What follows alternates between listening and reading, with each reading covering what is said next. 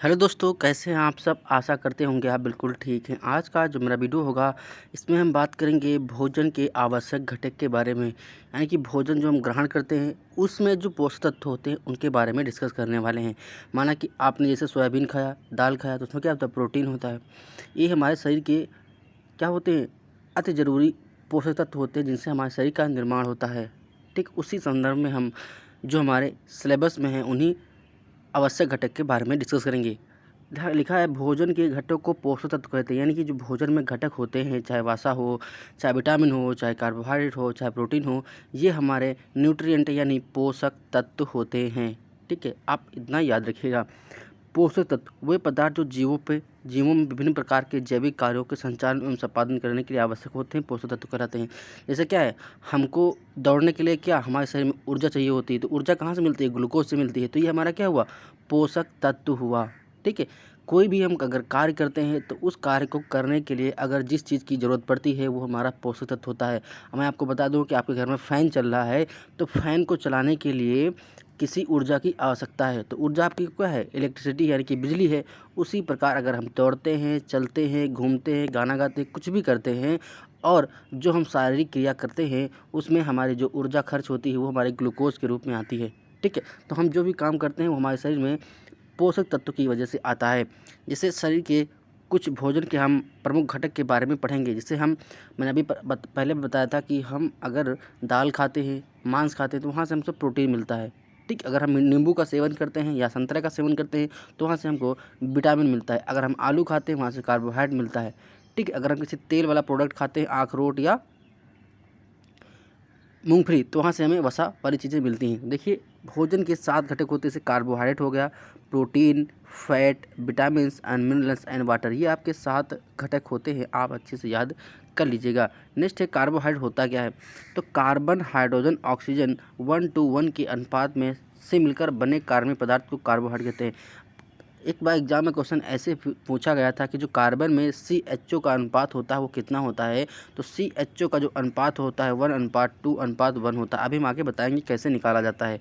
ठीक है, तो कार्बन, हाइड्रोजन, ऑक्सीजन के 1:1 के अनुपात से मिलकर बने कार्बनिक पदार्थ को कार्बोहाइड्रेट कहते हैं। शरीर की ऊर्जा की 50 से 75 मात्रा की पूर्ति इन्हीं पदार्थों से होती है। मैंने अभी बताया कि आप शरीर में काम करते हैं, दौड़ते फिरते कोई भी काम करते हैं, तो आपके शरीर को ऊर्जा चाहिए होती है। वो कार्बोहाइड्रेट से मिलती है या ग्लूकोज से मिलती है।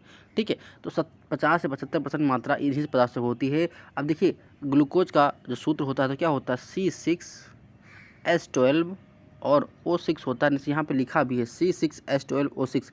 अब यहाँ से आप 6 कॉमन ले लीजिए।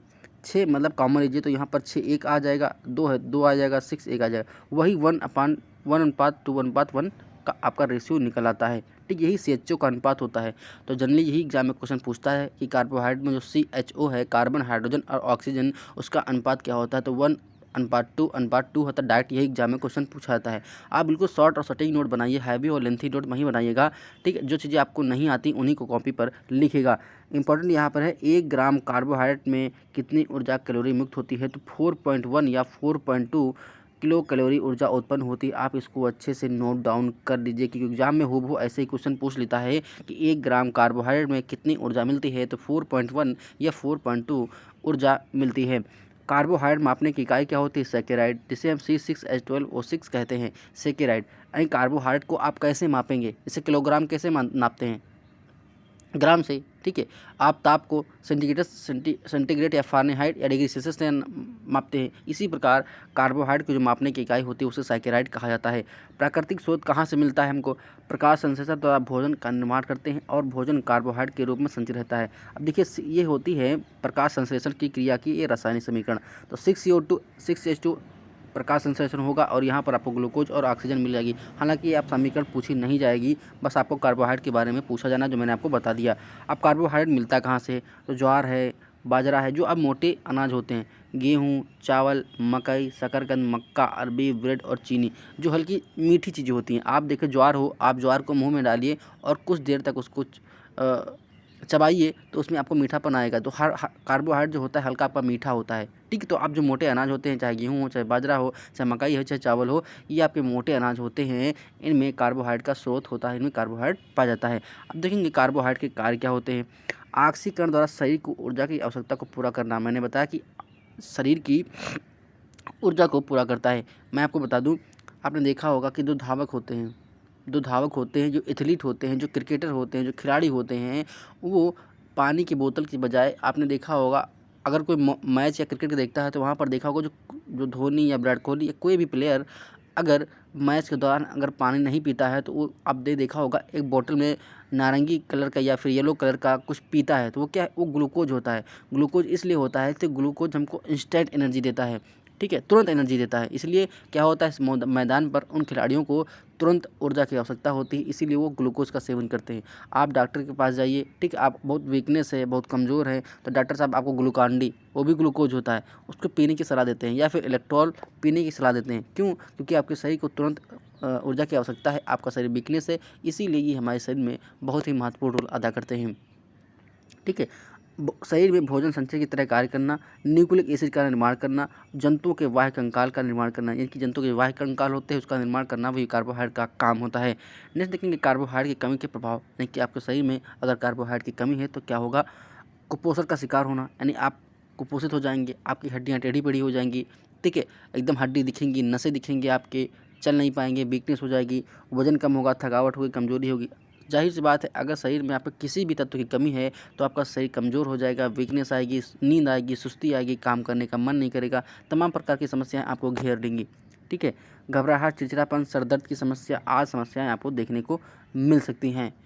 नेक्स्ट बात करेंगे कार्बोहाइड्रेट की अधिकता का प्रभाव। अगर आपके शरीर में कार्बोहाइड्रेट अधिक हो जाए तो क्या हो जाएगा, मधुमेह की समस्या, यानी कि जिन लोगों के शरीर में कार्बोहाइड्रेट की अधिकता हो जाती है, उनका ज़्यादा कार्बोहाइड्रेट मिल जाता है तो उनको क्या हो जाएगा, डायबिटीज़ यानी कि मधुमेह हो जाएगा, मोटापा की समस्या, ग्लूकोज एक्स्ट्रा हो जाएगा, ग्लाइकोजन और फैट बन जाएगी, यानी आपका जो ग्लूकोज होगा वो ग्लाइकोजन में परिवर्तित हो जाएगा और ग्लाइकोजन आपका फैट में परिवर्तित हो जाएगा, और अगर आपके शरीर में फैट हो जाएगी तो आप मोटे हो जाएंगे, आपका वजन बढ़ जाएगा, ठीक है।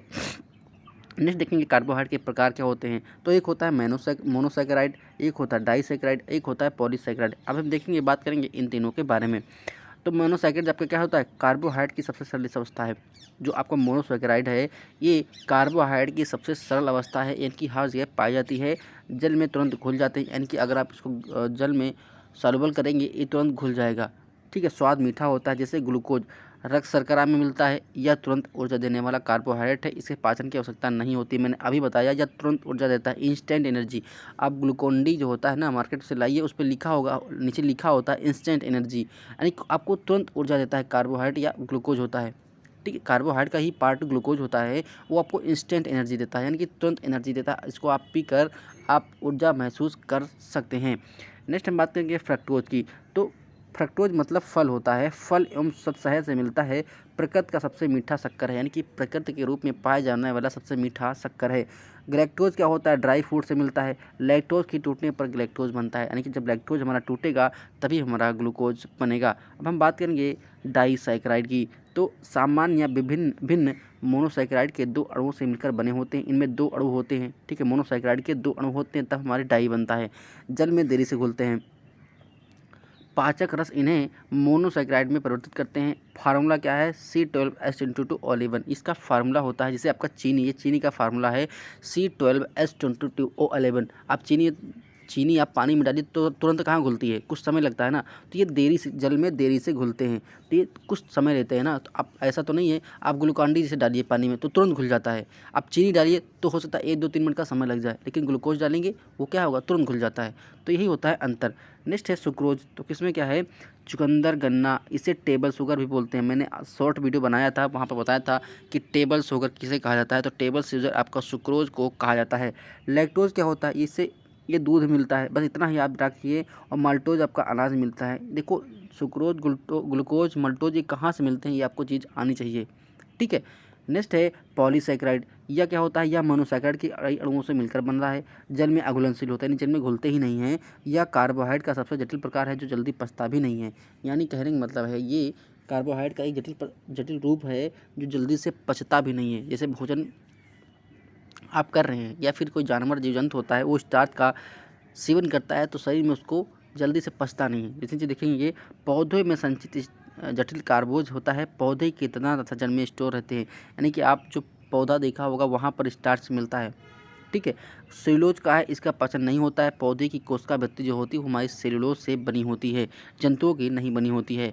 नेक्स्ट है, जंतुओं के शरीर में अतिरिक्त ऊर्जा ग्लाइकोजन के रूप में एकत्र तथा मांसपेशियों में संचित रहती है, जिसे हम ग्लाइकोजन बोलते हैं। वही ग्लाइकोजन हमारा किसमें फैट में परिवर्तित होता है, मैंने अभी ऊपर डिस्कस कर चुका हूँ। नेक्स्ट हमारा है काइटिन। तो काइटिन मतलब है कीट या इंसेक्ट के शरीर की बाहरी परत काइटिन का बना होता है। कवक की सेल वॉल काइटिन से बनी होती है, यानी कहने मतलब काइटिन बहुत ही कड़ा होता है। जैसे आपने वो देखा होगा कांकरोच, जो कांकरोच की ऊपर वाली परत होती है वो काइटिन की बनी होती है, वो बहुत मजबूत होती है।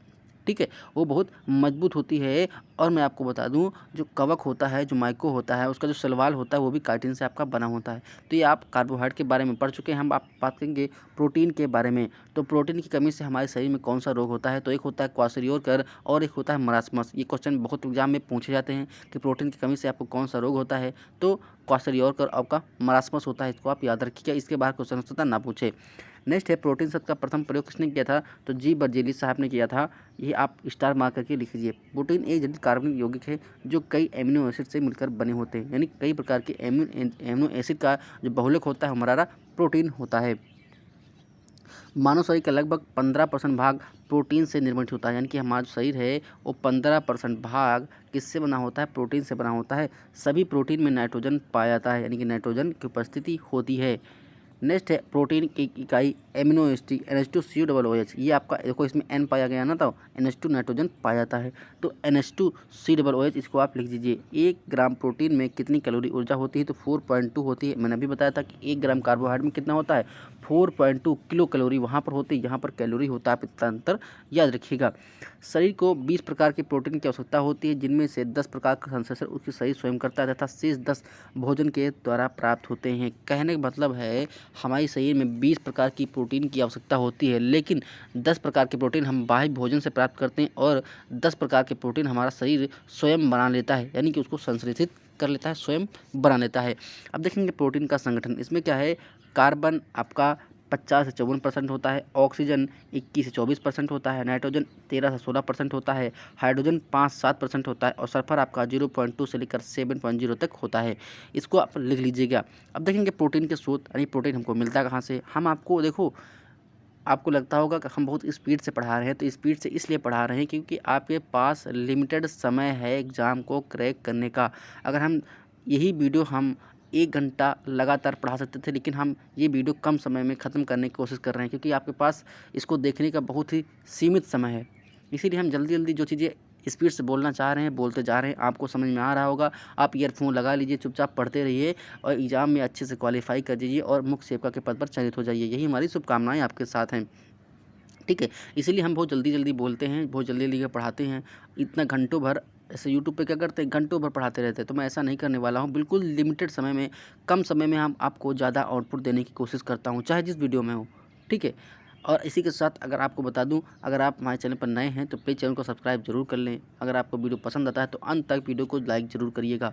ठीक है, जिन लोगों को PDF चाहिए तो वीडियो को डिस्क्रिप्शन बॉक्स में टेलीग्राम चैनल का लिंक है, आप उस पर क्लिक करके हमारे टेलीग्राम चैनल जुड़ जाइएगा और वहाँ पर आपको PDF मिल जाएगी। PDF को आप डाउनलोड करके प्रिंट आउट करके भी पढ़ सकते हैं। आते हैं अपने वापस टॉपिक पर। तो प्रोटीन के स्रोत हमारे क्या होते हैं, चना हो गया, मटर हो गया, मूंग हो गया, मसूर हो गया, ये आप लिख लीजिए। सबसे ज़्यादा जो मैं आपको बता दूं, सबसे ज़्यादा जो प्रोटीन मिलता है वो सोयाबीन और दाल में मिलता है, सबसे ज़्यादा प्रोटीन। ठीक है, सोयाबीन और दाल मिलता है, इसको आप अच्छे से याद कर लीजिए। बाकी ये सारी चीज़ें जो हमारी लिखी हुई हैं इसको भी आप याद कर लीजिए। नेक्स्ट है, प्रोटीन की अधिकता से होने वाले रोग। ऑस्टियोपोरोसिस, हड्डियों में दर्द तथा कमज़ोर हो जाती हैं। प्रोटीन की अधिकता से कैल्शियम की कमी हो जाती है, यानी कि आपके शरीर में अगर प्रोटीन की अधिकता हो गई तो वहाँ पर कैल्शियम की कमी हो जाएगी। अच्छा, ऑस्टियोपोरोसिस और ऑस्टियोमलेशिया में अंतर क्या होता है, एक होता है ऑस्टियोमलेशिया और एक होता है ऑस्टियोपोरोसिस। अब दोनों बीमारियों में अंतर क्या है, एक ही वर्ड का अंतर है, कमेंट सेक्शन में ज़रूर बताइएगा कि ऑस्टियोपोरोसिस और ऑस्टियोमलेशिया दोनों में अंतर क्या है, कमेंट बॉक्स में ज़रूर बताइएगा। हम ये चीज़ बीमारी कई बार आप लोगों को बता चुके हैं कि दोनों में अंतर क्या होता है, लेकिन आप लोग कमेंट बॉक्स में ज़रूर बताइएगा। नेक्स्ट है ICMR, Indian council medical research के अनुसार आवश्यक प्रोटीन की मात्रा क्या होती है। बच्चा अगर 6 से 6 माह का है तो लगभग 2.05 ग्राम प्रति किलोग्राम भोजन से मिलती है। अगर बच्चा 6 से 12 माह का है तो 1.6 ग्राम प्रति यानी 1 किलोग्राम वजन पर इतनी उसको प्रोटीन चाहिए होती है। बच्चा अगर 1 से 5 है तो 22 ग्राम प्रति 1 किलो वजन पर। बच्चा अगर 5 से 10 वर्ष का है तो 30 से 40 ग्राम प्रति 1 वजन पर। वयस्क लड़का है तो 70 ग्राम प्रति 1 वजन पर। अगर लड़की है तो 60 से 65 ग्राम प्रति 1 वजन पर। यहाँ 1 वजन इसलिए कहा गया है कि आप 1 वजन पर निकाल लेंगे। अगर प्रौढ़ा है तो प्रति किलोग्राम पर 1 ग्राम की प्रोटीन की आवश्यकता होती है। गर्भावस्था में 72 ग्राम 75 से 100 ग्राम प्रति किलोग्राम के हिसाब से आवश्यकता होती है। अगर धात्री महिला है तो 20 ग्राम इसमें ऐड कर दीजिएगा। ठीक है, अब देखेंगे गेहूं और चावल में पाई जाने प्रोटीन होती है उसे हम ग्लूटेन बोलते हैं। गेहूं और चावल में जो प्रोटीन पाई जाती है उसे हम ग्लूटेन बोलते हैं। और दूध में जो पाई जाती है उसे हम केसीन बोलते हैं। और रक्त में जो पाई जाती है उसे फाइब्रिनोजन या हेपेरिन बोलते हैं। और अंडे में जो पाई जाती है उसे एल्ब्यूमिनेंस बोलते हैं। और त्वचा या बाल या नाखून में उसे हम कैरोटीन बोलते हैं। ये बहुत इंपॉर्टेंट है, बहुत इंपॉर्टेंट है, क्योंकि एग्जाम में एक बार क्वेश्चन ये पूछा गया था कि त्वचा, बाल, नाखून और अंडे, ये 3 एक बार एग्जाम में क्वेश्चन पूछा गया था। आपको बता दूं कि अंडे में कौन सी प्रोटीन पाई जाती है, तो एल्ब्यूमिन। ये एग्जाम में क्वेश्चन हूबहू छप गया था कि अंडे में कौन सी प्रोटीन पाई जाती है, तो बहुत लोगों को नहीं पता होगा। तो इसमें एल्ब्यूमिन्स पाई जाती है, आप उसको अच्छे से याद कर लीजिएगा। ठीक है, नेक्स्ट है वसा। वसा कार्बनिक यौगिक है जो कार्बन, हाइड्रोजन और ऑक्सीजन से मिलकर बना होता है। वसा लिपिड नामक पदार्थों के एक समूह में से है। लिपिड फैटी एसिड यानी वसीय अम्ल होता है, जिसे हम ग्लिसरॉल बोलते हैं। 1 ग्राम वसा 9 कैलोरी के बराबर होता है। इसको आप अच्छे से लिख लीजिए। खैर फार्मूला कोई मतलब नहीं है, वो एक वसा 1 किलो। वसा का जो फार्मूला होता है उसमें 1 ग्लिसरॉल होता है और 3 फैटी एसिड होती हैं। यहाँ पर देखो 3 ओ बने हैं और बाकी यहाँ पर 1 ग्लिसरॉल होता है। ये ग्लिसरॉल का फार्मूला होता है, इसको आप लिख लीजिए। वैसे इतना इंपॉर्टेंट है नहीं। वसा के स्रोत यानी वसा मिलता है आपको कहाँ से, तो तेल, सरसों तेल, मूंगफली, नारियल, वनस्पति घी, अखरोट, बादाम, काजू, पिस्ता, सोयाबीन, मांस, मछली, अंडा, दूध। कह रहे मतलब जो तेल वाले पदार्थ होते हैं। आप लोग लड़कियाँ तो इस मामले में अच्छे से जानती हैं कि किस चीज़ में तेल पाया जाता है। जैसे आप मूंगफली में है तो मूंगफली में क्या करिए, आप जब भूनते हैं तो उसमें तेल नहीं डालते हैं। क्यों? क्योंकि ऑटोमेटिक उसमें कुछ तेल बाहर निकल आता है वसा के रूप में। तो जो किचन में काम करते हैं उनको अच्छे से पता है। ठीक है, सोयाबीन हो गया या फिर आपका नारियल हो गया, वनस्पति घी हो गया, ये आपसे क्या होता है, ये सब वसा वाली चीज़ें होती हैं। वसा के प्रकार कार्य क्या बताएंगे। शरीर को ऊर्जा प्रदान करते हैं। यह त्वचा के नीचे जमा होकर शरीर के ताप को बाहर निकलने नहीं देते। यानी कि अगर फैट बढ़ जाएगा तो आपका शरीर मोटा हो जाएगा, तो शरीर की जो गर्मी होगी वो बाहर नहीं निकल पाएगी। टेम्परेचर जो होगा मेंटेन रहेगा अंदर से। खाद्य पदार्थों में स्वाद उत्पन्न करते हैं। आप तेल से देखो आप कितना अच्छा लगता है, जो तेल से बनी हुई चीज़ें होती हैं वो आप खाइएगा तो आपको बहुत अच्छी लगती हैं। ठीक है, फास्ट फूड खाइए, चाउमीन वगैरह खाइए, बहुत अच्छी लगती है क्योंकि ये तेल से बनी होती हैं, आपको बहुत अच्छी लगती हैं, पसंद आती हैं। शरीर को सुरक्षा प्रदान करती हैं, प्रोटीन की पचन में सहायता होती है, वसी अम्लों की प्राप्ति में सहायक होती हैं। वसा के प्रकार, अब देखो यहाँ पर हम 2 प्रकार की बात करेंगे। एक होता है हमारा संतृप्त वसा, एक होता है हमारा असंतृप्त वसा। इसमें क्या है, एकल हाइड्रोजन बांड द्वारा जुड़ा होता है यानी CH, यहाँ सिंगल बांड होता है। 2 हाइड्रोजन बांड द्वारा जुड़े होते हैं यानी डबल बांड होता है। यही अंतर होता है। CHO के बीच, आपका COH के बीच सिंगल और डबल बांड का अंतर होता है। जहाँ पर सिंगल बांड होता है वहाँ पर संतृप्त वसा होती है और जहाँ पर डबल बांड होता है वहाँ पर असंतृप्त वसा होती है। कमरे के सामान्य ताप स्तर ठोस अवस्था में पाया जाता है, यानी कि जो कमरा का तापमान है वहाँ पर ये ठोस अवस्था में पाई जाएगी और कमरे के सामान्य तापमान पर कमरे में द्रव अवस्था में पाया जाता है। ये अंतर आप देखिएगा। वाष्प का प्रभाव क्या पड़ता है, अधिक वाष्प होगी तो द्रव हो जाएगा, कम है तो ये ठोस रहेगी। इसमें क्या ताप का कोई भी प्रभाव नहीं पड़ता।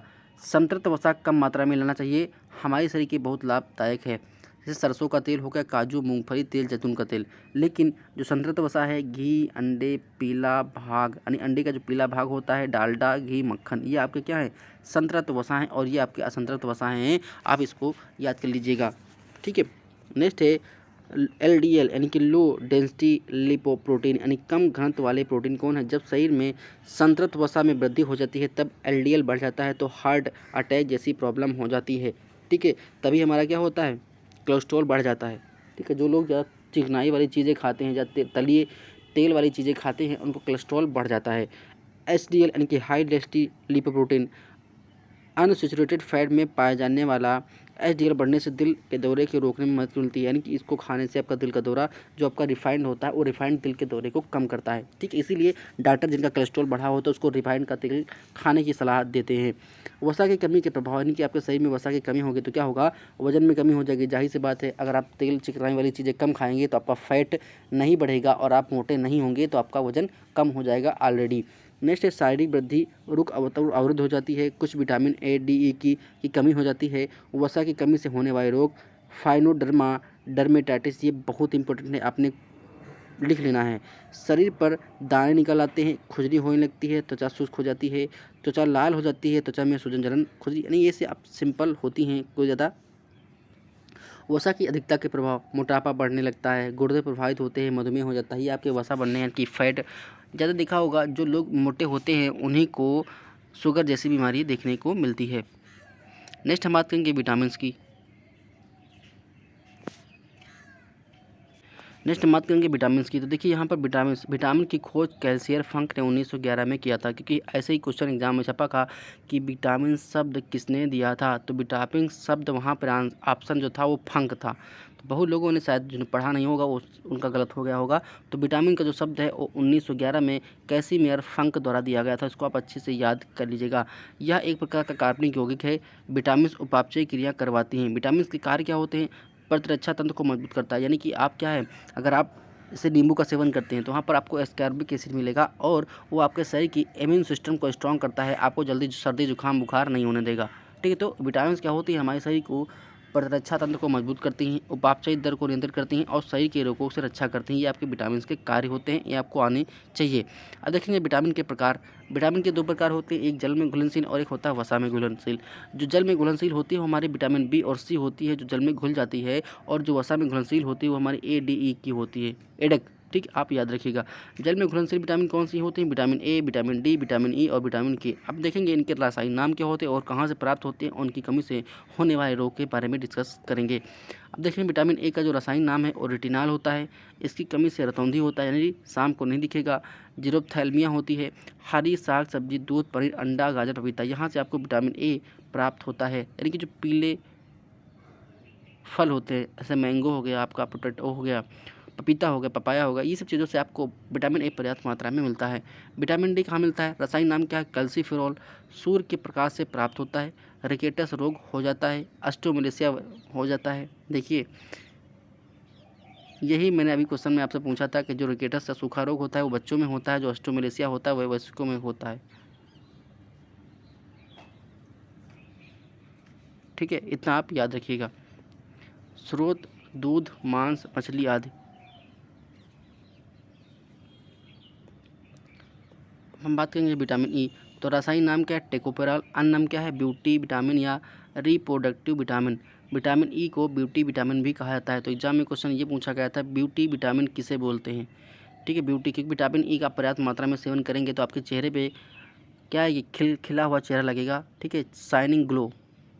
ठीक है, जलन शक्ति का कम होना, बांझपन, ये इसके रोग होते हैं। स्रोत क्या है, पत्ती वाली सब्जियां, दूध, मक्खन, सूखे मेवे, अंकुरित गेहूं, वनस्पति तेल, ईटीसी, यहाँ से आपको विटामिन ए मिल जाएगा। नेक्स्ट है विटामिन की। तो इसका जो रासायनिक नाम होता है फिलोक्विनोन होता है। खून थक्का नहीं बनता है। अगर विटामिन ए की कमी है तो आपका अगर एक्सीडेंट कहीं किसी का हो गया तो उस दौरान अगर उसका खून बह रहा है तो वहाँ पर खून नहीं जमता विटामिन के की कमी से। स्रोत कहाँ से मिलता है, टमाटर, हरी सब्जी, आंतों में भी मिल जाता है। जल में घुलनशील विटामिन, ऊपर हम वसा में घुलनशील, अब देखेंगे जल में घुलनशील। देखो रसायन B1 का रासायनिक नाम क्या है, थायमिन। अन्य नाम है डाइजेस्टिव विटामिन। इस कमी से बेरी रोग हो जाता है। पालिश चावल में विटामिन B1 की कमी हो जाती है। स्रोत क्या है, मूंगफली, तिल, सूखा मिर्चा, यकृत, अंडा, यहाँ से आपको मिलता है विटामिन B1। नेक्स्ट हम बात करेंगे विटामिन B2 की। तो विटामिन 2 आपको कहाँ से मिलता है, रासायनिक नाम क्या है, राइबोफ्लेविन। अन्य नाम क्या है, येलो विटामिन, यानी कि विटामिन B2 को येलो विटामिन की संज्ञा देते हैं। रोग क्या है, क्लोसिस, यानी कि होंठ फटने लगते हैं तथा आंखें लाल हो जाते हैं, जीभों का फटना, ये आपका क्लोसिस होता है। स्रोत क्या है, खमीर, कलेजी, मांस, हरी सब्जियां, यहाँ से आपको विटामिन B2 मिल जाएगा। विटामिन B3 की हम बात करें तो रासायनिक नाम है निकोटेनामाइड या नियासिन। इसकी कमी से प्लेग्रा रोग होता है। तो ये क्वेश्चन बहुत पूछा जाता है कि नियासिन या प्लेग्रा की कमी से कौन सा नियासिन की कमी से कौन सा रोग होता है, तो आपका प्लेग्रा रोग होता है। स्रोत क्या है, मांस, मछली, अंडा, टमाटर, पत्ती वाली सब्जी यहाँ से आपको मिलेगा। विटामिन B5 की अगर हम बात करें तो रासायनिक नाम पेंटाथोनिक अम्ल है। रोग क्या है, बाल सफ़ेद हो जाएंगे, मंदबुद्धि हो जाएगी। स्रोत क्या है, मांस, दूध, मूंगफली, गन्ना, टमाटर, यहाँ से आपको विटामिन B5 मिल जाएगा। नेक्स्ट है विटामिन B6, तो रासायनिक नाम पैराडॉक्सिन होता है। रोग क्या है, एनीमिया, त्वचा रोग हो जाता है। स्रोत यकृत, मांस, अनाज, यहाँ से आपको मिल जाएगा। विटामिन B7 की बात करें तो इसका नाम है बायोटीन। रोग क्या है, लकवा, शरीर में दर्द, बालों का गिरना। स्रोत मांस, अंडा, यकृत, यहाँ से आपको मिल जाएगा। नेक्स्ट है विटामिन B12 की अगर हम बात करें तो रासायनिक नाम है फोलिक अम्ल। इसकी कमी से एनीमिया या पेचिश होता है। स्रोत क्या है, दाल, यकृत, सब्जी, यहाँ से आपको मिल जाएगा। नेक्स्ट है विटामिन B12 की, तो यहाँ इसका नाम है रासायनिक नाम साइनोकोबालामिन, और एक ऐसी विटामिन है जहाँ पर आपको कोबाल्ट धातु मिलती है। तो एग्जाम में क्वेश्चन ये पूछा जाता है कि कौन सी विटामिन में कोबाल्ट धातु पाई जाती है, तो विटामिन B12 में कोबाल्ट धातु पाई जाती है। इसकी कमी से एनीमिया और पांडु रोग होता है। स्रोत मांस, कलेजी, दूध, सब्जी। विटामिन C रासायनिक नाम एस्कॉर्बिक एसिड होता है। रूग, स्कर्पी, खट्टे जो पदार्थ होते हैं वहाँ से विटामिन C आपको मिलता है, तो इसको आप पढ़ लीजिएगा। अब देखो खनिज लवण के बारे में बात करेंगे। मनुष्य खनिज भूमि से प्राप्त करके भोजन के रूप में ग्रहण करता है। ये शरीर की उपापचयी क्रियाओं को नियंत्रित करता है। खनिज लवण हमारे शरीर की मेटाबॉलिज्म को नियंत्रित करती हैं। हड्डियों, दांतों, मांसपेशियों का निर्माण करती हैं। कोमल तंतुओं का निर्माण है और रक्त निर्माण में सहायक होती हैं। आपके खनिज लवण के कार्य होते हैं। हमारे शरीर को 24 प्रकार के खनिज लवणों की आवश्यकता होती है। खनिज लवण के प्रकार calcium, phosphorus, potassium, sodium, sulphur, magnesium, chlorine, iron, copper, iodine, magnesium. इनकी कम मात्रा में आवश्यकता होती है, इनकी अधिक मात्रा में आवश्यकता होती है। इन्हें बृहद पोषक तत्व बोलते हैं। इन्हें क्या बोलते हैं, सूक्ष्म पोषक तत्व बोलते हैं। अब देखो ये मैं यहाँ पर डाल दिया हूँ PDF, आप इसको पढ़ लीजिएगा। ठीक, इसको आप पढ़ लीजिएगा, इसका पढ़ाने से कोई मतलब नहीं है, मैं PDF डाल दूंगा, उसको यहाँ से पढ़ सकते हैं। अब हम बात करेंगे जल के बारे में। तो जल क्या होता है, शरीर का लगभग 65 से 75% भाग जल होता है। जल के कार्य हमारे शरीर के ताप को स्वेदन, पसीना तथा वाष्पन द्वारा नियंत्रित करता है। औषधि पदार्थों का उत्सर्जन शरीर में होने वाले जैव रासायनिक क्रियाएं का जलीय माध्यम संपन्न करता है। ये आपका जल का काम होता है। ठीक, अगर आपको वीडियो पसंद आया तो प्लीज़ वीडियो को लाइक करिएगा। अगर आप मेरे चैनल पर नए हैं तो चैनल को सब्सक्राइब जरूर कर ले। मिलते हैं नेक्स्ट वीडियो में नेक्स्ट अपडेट के साथ। आपका दिन शुभ हो, मंगलमय हो।